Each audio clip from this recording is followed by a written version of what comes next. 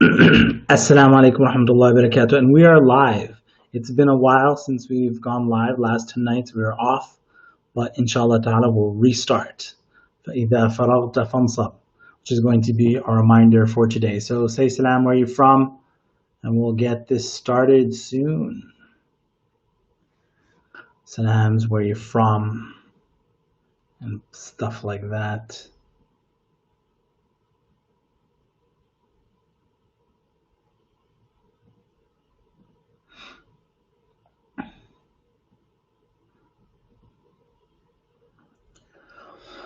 All right, we got Mr. Wahid, wa alaikum assalam, Patricia, wa alaikum assalam, Shayma, wa alaikum assalam. I think inside the group, if you're inside the group, in the visionary group, and you're posting, I can't see your name. So Berevin in Denmark, wa alaikum assalam, Sharifa in Minnesota, wa alaikum assalam, Asma, Ambreen, wa alaikum assalam, Husseina in Nigeria, alaikum assalam. Sonia in London, alaikum assalam. Holland, Saima. We got Kuwait and London, alaikum assalam. Mr. Nazir in Vancouver. Nazir, we never got your intro. I have not forgotten. Husseina, alaikum assalam. We're going to get started in like 1 minute, inshallah. In 1 minute.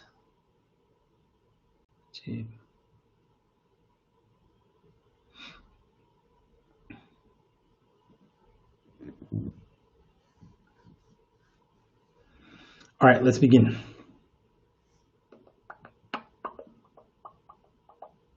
Bismillah, alhamdulillah. Bismillah, alhamdulillah, salatu wassalamu ala rasulillah wa ala alihi wa sahbihi wa ala amma ba'd. Take one. Assalamu alaikum wa rahmatullahi wa barakatuh. This is Muhammad Sharif, and I don't know what to call these now that Ramadan is over, and I don't know if, the daily, the COVID daily huddles are going to work, but inshallah ta'ala, we'll figure it out. So today's reminder, I wanted to share with you, this is in Surah An-Nashr, Surah number 94, ayah number 7. Allah subhanahu wa ta'ala says, فَإِذَا فَرَغْتَ فَانْصَبْ.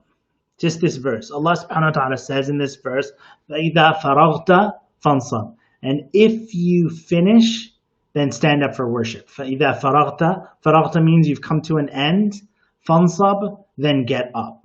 So when we look at what happened in the when the virus started spreading and stuff like that, the economy came to a screeching halt. And if you see any sci-fi, TV series or something like that, if a spaceship comes to a screeching halt, like everybody dies. And so when the economy comes to a screeching halt, everybody just kind of like slams into the wall, and we're kind of like living in this aftermath. May Allah subhanahu wa ta'ala protect us. That there's a lot of pain that comes from coming to a screeching halt. But I want to bring you to Ramadan. When Ramadan comes to the end, this happens to some people. That, we're going really fast, we're hyperdrive, things are going great, Ibadah is going good, and then there's this screeching halt, right? It's like, everything goes screeching, and then everyone gets slammed into the wall. What does that look like? That looks like, hey, I was praying all my prayers, I was doing Taraweeh, I was reading Quran every day, I was, avoiding backbiting, I was doing this, I was doing that, and then Ramadan came to an end, and everything shuts off. Now it's understandable, maybe Eid comes along and people are partying and stuff like that, and that's the essence of Eid, halal party, alhamdulillah. But after Eid is over, and it's over now, we need to get back into the groove of worshiping Allah subhanahu wa ta'ala, which brings us to this verse in Alam Nashrah Laka Sadrak. In this surah, Allah subhanahu wa ta'ala says, فَإِذَا فَرَغْتَ فَانْصَبْ. That if you come and you've finished your duties, then stand up. Now there's 3 ways we can understand this. As you look in the books of tafsir, number 1 is understanding that when you come to the end of your day, when you finished your duties, so this is somebody who, they've gone to work, they've done their daily things. Now the night has come upon them. It's time for them to stand and stand to Allah subhanahu wa ta'ala and worship. So it's, you've done your work, now it's time to stand and worship Allah subhanahu wa ta'ala. Another way of understanding this verse, فَإِذَا فَرَغْتَ, when you come to an end, is that when you're done your ibadah, which is interesting, when you finish your ibadah, then stand up, raise your hands to Allah subhanahu wa ta'ala and make dua.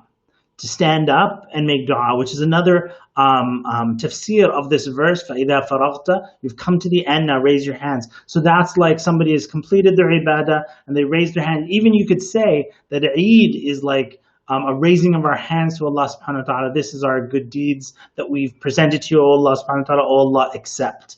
Ameen. Right? So making dua after ibadah. Another interpretation of, or way of understanding this verse, فَإِذَا فَرَغْتَ فَانْصَبْ, is what I want to speak about today. And that is, when you're done your ibadah, stand up and continue your ibadah. Now, what does that mean? If you've seen recitation of the Quran, when people finish reciting the entire Quran, you'll see that there's like this tradition to start back from the beginning, from Surah Al-Baqarah, Surah Al-Fatiha, Surah Al-Baqarah, to read like the first 5-6 verses of Surah Al-Baqarah. And then when you say to your Quran teacher, why do we do this? Quran teacher will say, this is what Allah subhanahu wa ta'ala is advising us, فَإِذَا فَرَغْتَ, when you've come to the end, fansab, get up and continue doing it. And so you'll see also in Ramadan, one of the first things people start thinking about when they finish their ibadah of Ramadan is they want to, as the Prophet ﷺ guided us to, get back up and continue with their fasting, which is the 6 days of Shawwal. So I'm done my Ramadan, had Eid, and now it's time to get back up and continue. And so the most beloved actions and deeds to Allah subhanahu wa ta'ala are those which are done consistently, even if they are small. And in the last 10 nights of Ramadan, I had this post where I was like getting freaked out about, I don't want to miss even 1 minute, and all these posts about, every minute is worth X amount of time. And if you even go to the bathroom, like I was saying about these Instagram posts that were just making people really anxious. I decided to focus on consistency instead of telling myself I have to go nuts on one of the days, and think this is Laylatul Qadr. You know what? I'm going to do a program, a checklist of things that I want to do in my ibadah for the last 10 nights of Ramadan and just be consistent with it. And there were nights, like the 27th night, where I asked myself, hey, you know what? I could do a lot more than this. I can do more, sorry, not a lot more, but I could do more than this. But I focused on consistency, and I realized consistency shines when you lose motivation. When you lose motivation, but you have a consistent routine, so on the 28th night, on the 29th night, even the 30th night, there was no problem in me continuing my program because I had focused on consistency rather than just, big slam, hyperdrive, and then come to a slamming stop. So you want to ask yourself this question as Eid has now passed and we want to you work really hard in Ramadan, what are the actions that you're going to stand back up and do? Obviously, you don't have to worship as intensely as you worship in Ramadan. However, you should say, you know what? I used to pray all night long. Now I'm going to pray like 2 rak'ahs at night. Or I used to read, I read the entire Quran in Ramadan. I'm going to read like half a page each day. And just make it a consistent habit. And one of the most important things, for those who've taken visionary and those who haven't, is making dua. I said this to the students that in Ramadan time, we make our duas at night, in the middle of the night, and it builds a habit that outside of Ramadan, we're normally not awake at that time. And so you have to build your dua time during the day. And so you should be building that up now, building a dua habit. Wallahu ta'ala alam. And that's my reminder for today. If somebody has some questions, if somebody wants to say salam, ahlan wa sahlan. Altaf, I missed you, man. From the family, Aman, Kashif, Hussein, wa alaikum assalam. For Faria, Manzoor. Jazakallah khairan. This question says, alaikum Zaberdi. After Eid, do you fast on Monday and Thursday during Shawwal or the first 6 days of Shawwal? So it's any of the days of Shawwal. It doesn't have to be the Monday, Thursday. It doesn't have to be, not the first day of Shawwal is Eid, so you can't fast that day. But the days after that, you can do all of your fast straight up, or you can do Mondays, Thursdays, or as you wish. So it's the 6 days of Shawwal. You can do it any way you want. I have a practical tip for those days of Shawwal. I would open a note, like a note on my phone, and then I put 1, 2, 3, 4, 5, 6, and I call these like my 6 days of Shawwal. And then the days that I fast, I put like a timestamp. I'll put like number 1. My timestamp was Monday, May 26th or some whatever it is, yeah. And then so that when you get to like the fifth day of Shawwal, did I fast 6? Did I fast 5? You start to get confused. You open up your notepad and you realize, hey, I know the exact dates and what I did. So that's just a bonus tip.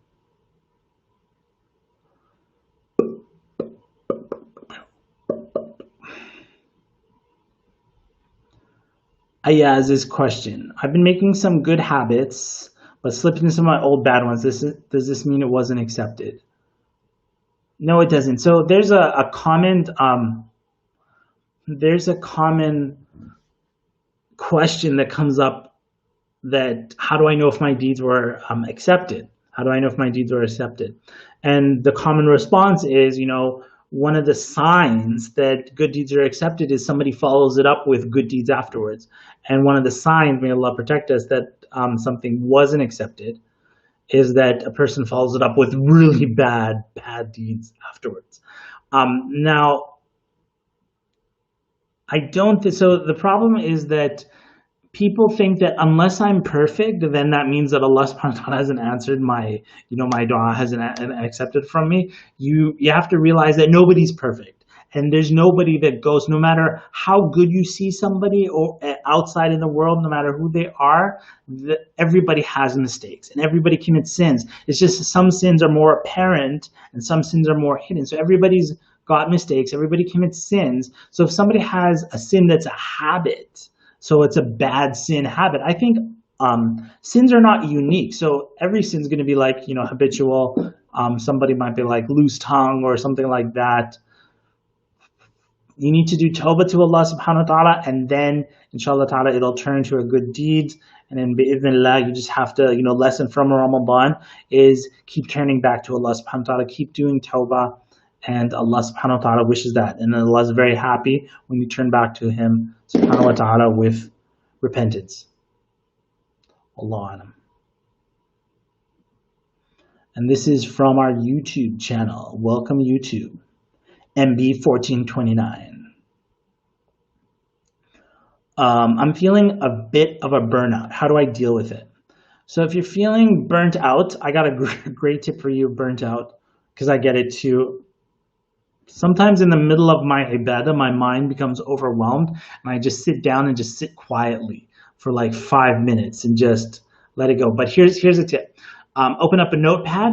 I'm really big on the notepads, and write down 20 things, 20 things that were on your mind. 20 things that are on your mind. It could be small, it could be big, whatever's on your mind, just write it down. Point form, just 20 things. And say, oh, this is on my mind, excellent, and I want to do this, and I need to change that, I need to put, air in my tires, and I need to this, and just write it out. And I think what you'll find is once you see it written on paper or written on a notepad on your phone or something, and it's not in your head, you might find that just really relaxes you. Because I think the burnout comes from, if you're just talking about head, if you're talking about burnout, which is no sleep, no food, and stuff like that, then maybe you need to drink more water and get some sleep. Allah. Jazakallah khairan Dina. Alhamdulillah. It was a very special visionary this year. MashaAllah, tabarakallah. Visionary seminar that you do. Ahlam's question, are there going to be any lectures or series you plan to do besides the visionary seminar that you do. Yeah, we're going to be doing one soon, inshallah ta'ala, called Dreamwalker, which is kind of like a sister class to it. Tie your camel, place your trust in Allah subhanahu wa ta'ala.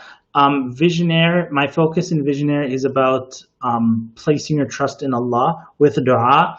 But then I see that there are du'as that you need to take strategic, solid action. And for years and years, I would be like, I would just make dua, but I wouldn't take action. I didn't know how to take action. And so I finally, settled down and designed a course taking like science and all of these things on how do you take action? How do you deliver? For example, like companies that need to deliver the iPhone or deliver a product, they have to make sure that they have systems in place so that things get done. Yes. So in our own lives, we can learn from those. What's the science of getting something done? That's a course I teach called Dreamwalker. We're actually going to be launching it very soon, inshallah ta'ala, to follow up with people who have made du'as and they want to take strategic action. Inshallah ta'ala, Dreamwalker will be starting soon.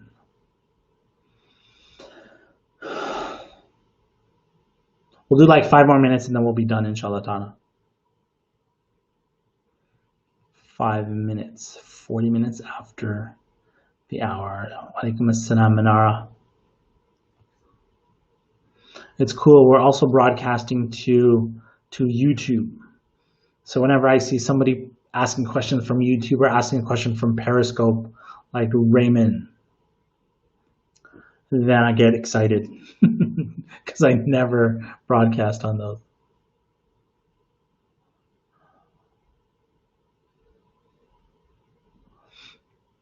All right, this question says, what we do for our behavior. I am feeling I was calm in Ramadan, but now my first day feeling aggressive for short things and things look like not in control.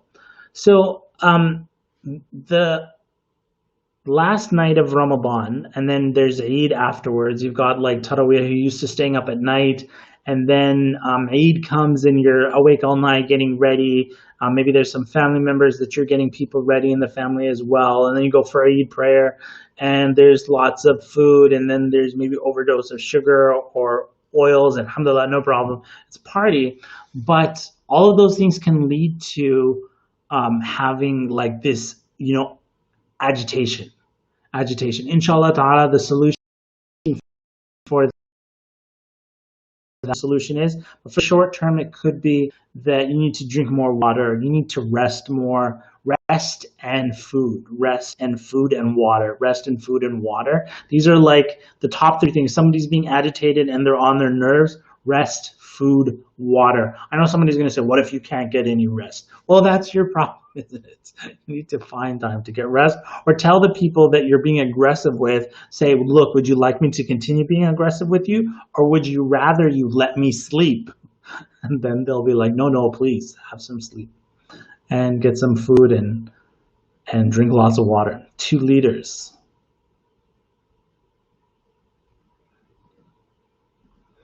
This question, should we try to do it every day, 6 months? Yes, every day. Every day you make dua.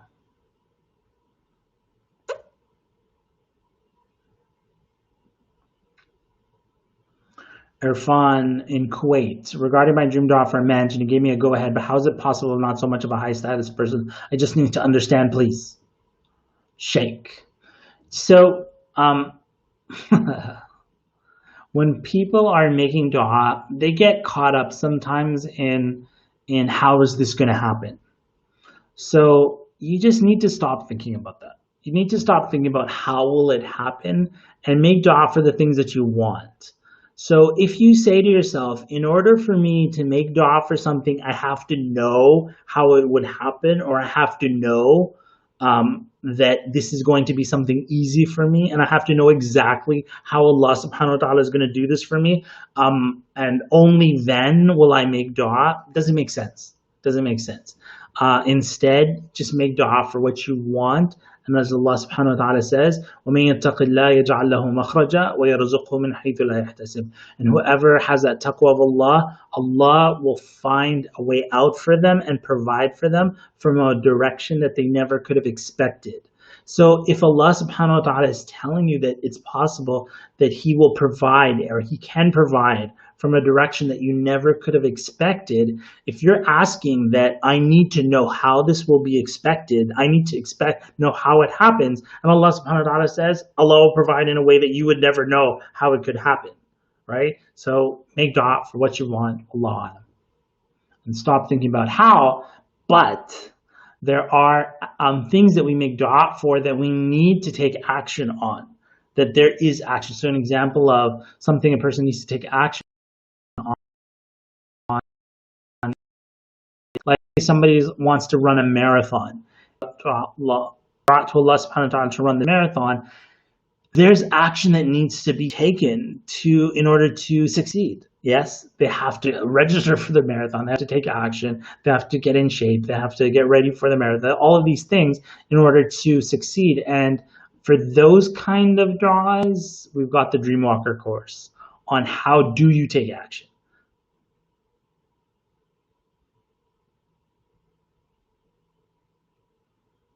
Walaikum assalam, Tahan. How are you doing? Right, there's 1 minute left, and actually that minute is over now.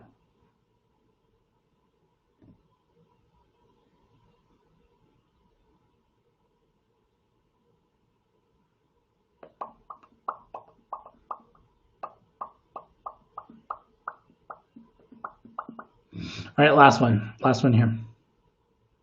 Bilal Hassan tuning in from YouTube. Thank you, Bilal. Welcome. Like I said, I get excited when somebody is coming in from YouTube or Periscope. And I'm trying to actually broadcast on Instagram as well, but I got some technical difficulties. So the question from Bilal is, how do you deal with addictive distractions like social media, YouTube, etc.? Well, I'm not distracted by YouTube, but I get distracted by other things.